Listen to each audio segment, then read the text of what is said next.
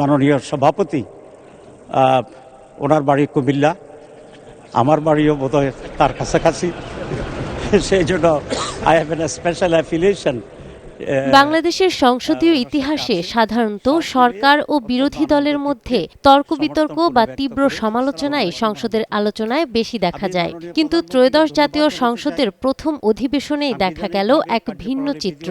সেখানে সরকারি ও বিরোধী দলের মধ্যে বিরল এক সৌহার্দ্যপূর্ণ পরিবেশ লক্ষ্য করা যায়। প্রধানমন্ত্রীর এই প্রস্তাবকে আমরা বিরোধী দলের পক্ষ থেকে পূর্ণ সমর্থন জানাচ্ছি।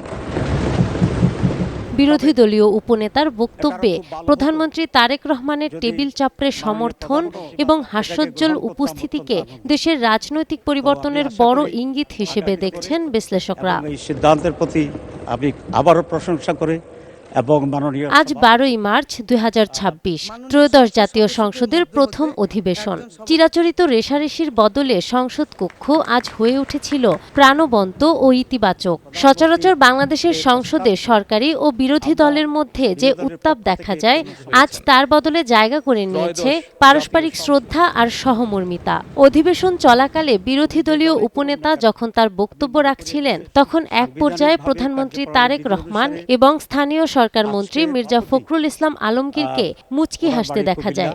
এমনকি উপনেতার যুক্তি ও খুনসুটিতে সন্তুষ্ট হয়ে খোদ প্রধানমন্ত্রী টেবিল চাপড়ে সমর্থন জানান। বাংলাদেশের সংসদীয় ইতিহাসে বিরোধী দলের বক্তব্যে সরকার প্রধানের এমন স্বতঃস্ফূর্ত সমর্থন প্রায় নজিরবিহীন।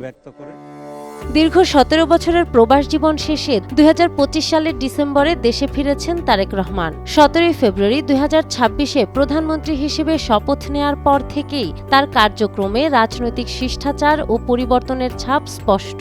আজকের এই সুন্দর দৃশ্য প্রমাণ করে ব্যক্তিগত ও আদর্শিক মতপার্থক্য ছাপিয়ে দেশ ও জনস্বার্থে একমত হওয়ার সংস্কৃতি শুরু হয়েছে। সংসদীয় নেতা হিসেবে প্রধানমন্ত্রীর এই নমনীয় ও উদার দৃষ্টিভঙ্গি দেশের রাজনীতিতে এক ইতিবাচক বার্তা দিচ্ছে। সংসদ কেবল আইন প্রণয়নের কেন্দ্র নয়, বরং তা যে পারস্পরিক শ্রদ্ধা ও পরম সহিষ্ণুতার প্রাণকেন্দ্র হতে পারে, আজ তারই নজির দেখল দেশবাসী। ত্রয়োদশ জাতীয় সংসদের প্রথম অধিবেশনের এই ব্যতিক্রমী মুহূর্ত অনেকের কাছে সংসদের নতুন রাজনৈতিক সংস্কৃতির সম্ভাবনার একটি ইঙ্গিত হিসেবে বিবেচিত হচ্ছে।